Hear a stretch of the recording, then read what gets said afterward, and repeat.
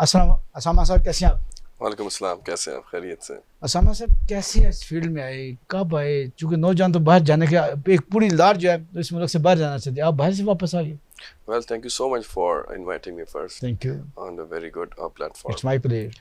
اور real estate industry Pakistan کی back bone ہے. جس طرح when I was in Dubai میں نے وہاں ریئلائز کیا کہ ٹورزم وہاں کی ایک مین انڈسٹری ہے، ایسے ہی اس کو بہت پروموٹ کرتے ہیں. ٹھیک ہے، when I'm back to Pakistan تو یہ چیز مجھے احساس ہوا کہ ہماری جو back bone industry real estate ہے، اس میں بہت سے زیادہ اسپیسز ہیں. اس کو پور کرنے کے لیے نوجوانوں کو آگے آنا پڑھنا بہت لازمی ہے. That was the reason I started the company like 10 years back. اس میں بہت مشکلات آئیں، بہت محنت، ایک جدوجہد کا سفر ہے. اور اس وقت تو I was a part of different companies, sometimes sales executive, sometimes manager.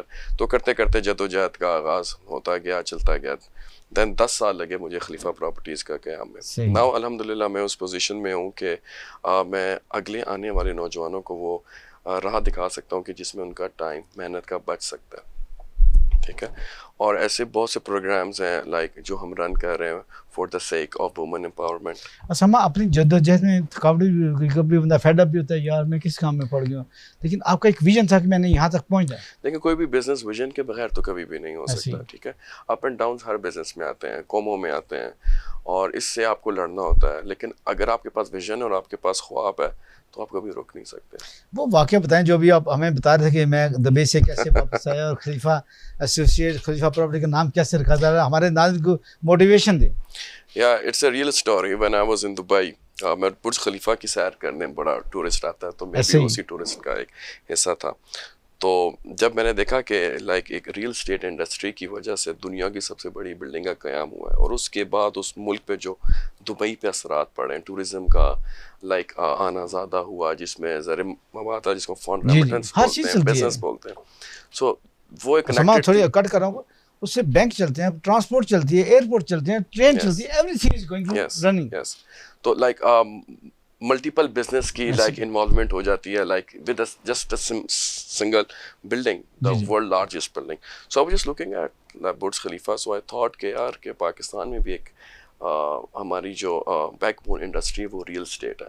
تو اگر ہم اس کو پراپر طریقے سے پروموٹ کریں تو ہم لوگ بھی پاکستان کی بڑی بلڈنگس میں اپنا نام شمار کر سکتے ہیں، اور اپنے نوجوانوں کو اور اپنے ملٹیپل بزنس کو لوکلی انٹرنیشنلی ہم لوگ پروموٹ کر سکتے ہیں. So that was the main point کہ جب میں نے اس بلڈنگ کو دیکھ کے کہا کہ یار ایسی بلڈنگ ہم بھی نوجوان پاکستان میں بنائیں گے. میں شیئر کرنا چاہوں گا کہ جب آپ گئے ہوں گے لازمی گھروں میں بہت سے پیسے لگا کے آپ کو بھیجا ہوگا، آپ ویزا دے گا، ٹکٹ ہے، اور بہت سے مسائل ہوتے ہیں. تو جب واپس آئے تو والد صاحب نے پروموٹ کیا یا والد صاحب نے کہا کہ یار تو نے کیا کر دیا، بڑا اچھا کنٹری تھا؟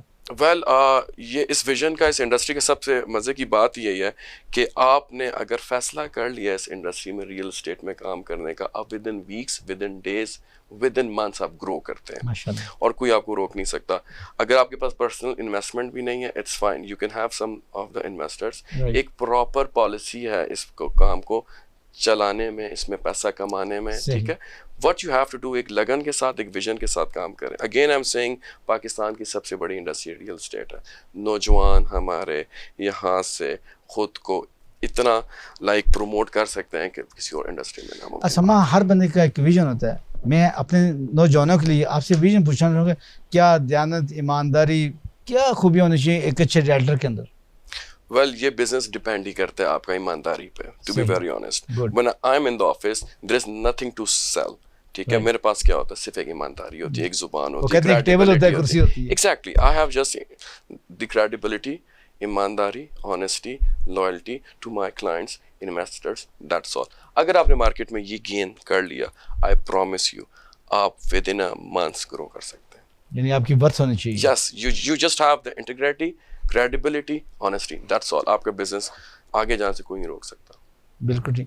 آپ یہ بتائیے ہمارے نوجوانوں کو کیسے موٹیویٹ کیا جائے؟ ایک بڑا سیلاب ہے، بڑا ہر بندہ باہر جانا چاہ رہا ہے، امریکہ، یو کے، لوگ شادیاں کر کے بھی جانا. حالانکہ لڑکی کی انڈرسٹینڈنگ اس کی بورن امریکہ ہے، یو ایس اے ہے، یو کے ہے، لیکن وہ انڈرسٹینڈنگ نہیں ہوتی، پھر طلاقوں کو نہ بتا دیتے.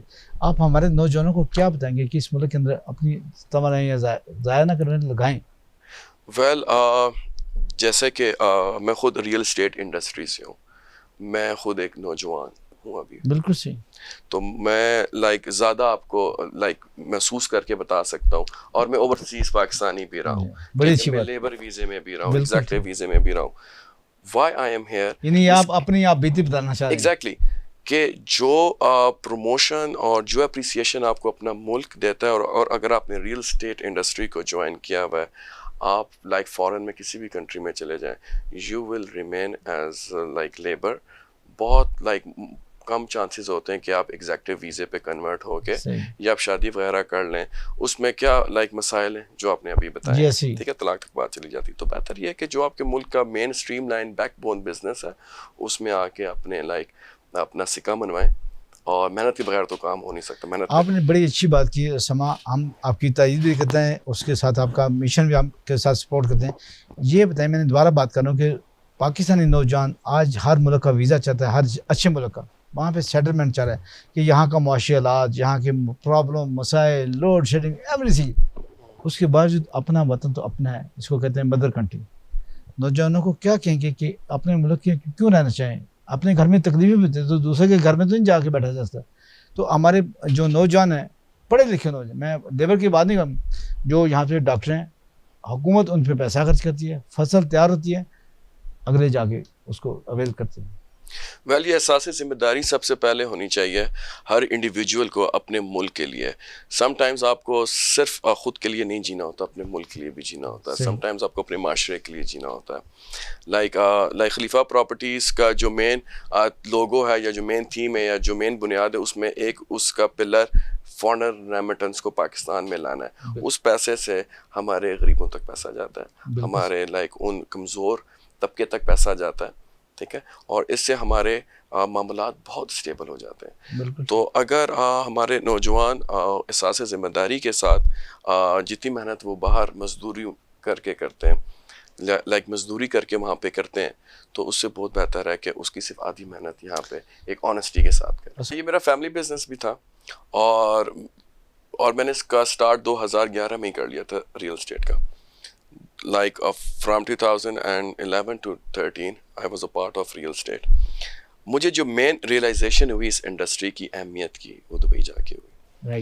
میں 1 سال دبئی میں رہا, اور وہاں پہ میں نے اپنے مختلف پاکستانی کمیونٹیز کو دیکھا, وہ کس طرح محنت کر رہے ہیں, وہ کس طرح دن رات کام کر رہے ہیں, اور جب ان کو اس کا ریٹرن ملتا ہے وہ نہ ہونے کے برابر ہوتا ہے. اور میں بھی اسی کمیونٹی کا حصہ بن چکا تھا 1 سال.